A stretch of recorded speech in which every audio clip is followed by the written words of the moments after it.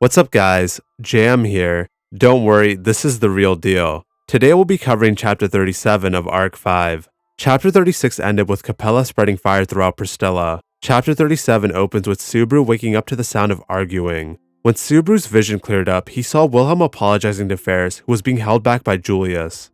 From the bottom of my heart, I apologize.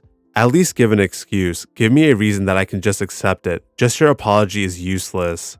Ferris, you're creating a pointless commotion. Calm down. Can't you see that Wilhelm is incredibly remorseful? Remorse? What's remorse going to do? Useless, pointless. Everybody, what the hell is this? Why couldn't you think to save Krush? While the argument was continuing to go on, Garfield noticed that Subaru was awake and called to him, which got Ferris and the others' attentions. Ferris quickly rushed over to Subaru and started to ask him questions about himself to make sure he didn't have a concussion.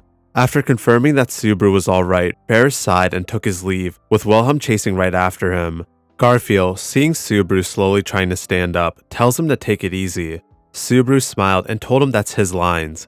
Subaru then asked Garfield where they were currently, but before Garfield could answer him, Julius spoke up. We're still in the city hall right now. The witch cult escaped and we took back our target. Looking just at that result, we could call this a success, but first and foremost, it's good to see you up again. If anything had happened to you, we would have lost our source of morale. Don't say pointless things like that. What happened? The witch cult chose to abandon the building? Exactly how did that come about? As we've established, the witch cult abandoned the building and we took back the city hall. But innocent people were turned into inhumane things and the devils who caused this escaped. This can hardly be called a good result. Subaru recalled the poor citizens in such a state as his heart started to tighten in pain. Julius continues by mentioning that while Subaru was knocked out, Anastasia and Ferris had joined them. Also, it was thanks to the Black Dragon who fought against Lust to protect Subaru and Krush. If it weren't for him, Julius and the others probably wouldn't have arrived on time. Subaru felt extreme guilt. That poor dragon had been calling for help and they attacked him with no warning, and yet he still protected Subaru and Krush. The one who was turned into a black dragon. Is he? My amazing self won't let him die. It's absolutely impossible for him to die here from such a thing. Subaru asked Garfield if he knew who the dragon was. Garfield remained quiet. Julius sighed before breaking the silence. The others should be okay. Ferris has made his diagnosis, but that is to say, even Ferris can't fix them? Damn it. Subaru sighed before asking Julius where Krush was. Julius hesitated before answering Subaru's question.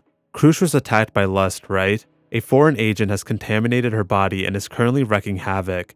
Ferris's reaction is almost appallingly overwhelming. Subaru was speechless as he recalled the pain Krush went through before they both blacked out. But before he could dwell on it any longer, he was interrupted by Julius. Subaru, there's something I have to confirm.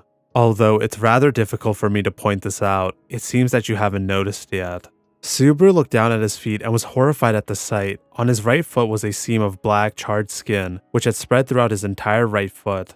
It wasn't Ferris who fixed it, nor was it any type of healing magic.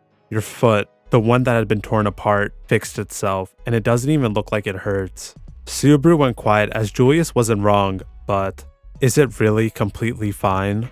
Subaru recalls before blacking out that Capella had been dripping some kind of blood onto both him and Krush. Julius wonders if it has something to do with the coveted blood of the dragon and mentions that Ferris might be able to help Krush with this new information. Subaru nods and prepares to leave until he's stopped by Garfield. Garfield mentions that Krush doesn't want too many visitors at the moment. Subaru wonders if it's because she's in a very weak state. Julius sadly nods. Subaru begins cursing himself for letting this happen to Krush. In Subaru's distraught state, someone called to him. That's enough. Whether you're crying or complaining, it's really becoming bothersome, so would you mind stopping? Standing in front of Subaru was none other than Anastasia. Anastasia then turned to Julius and Garfield. Hey Julius, things with Krush seem kinda busy right now, don't they? Why don't you go see if you can help? And Blonde Child over there, would you mind going with him? Julius and Garfield nodded and took their leave. Anastasia sighed and asked Subaru if he had heard the third broadcast made by the witch cultists. Subaru shook his head, giving Anastasia the signal to continue. The demand that was given, it seems that only you and I could understand it. This greatly confused Subaru, but not as much as the new third voice in the room. Anastasia seemed unbothered by the new voice, rather she was talking casually with it. Anastasia giggled and mentioned that she was scaring poor Subaru. You do seem quite frightened. My apologies. I'm Echidna. Well, I say that, but what I really am is an artificial spirit.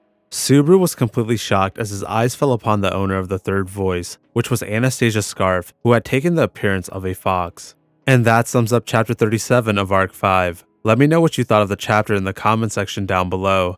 Thank you for watching, and I hope you all have a great day.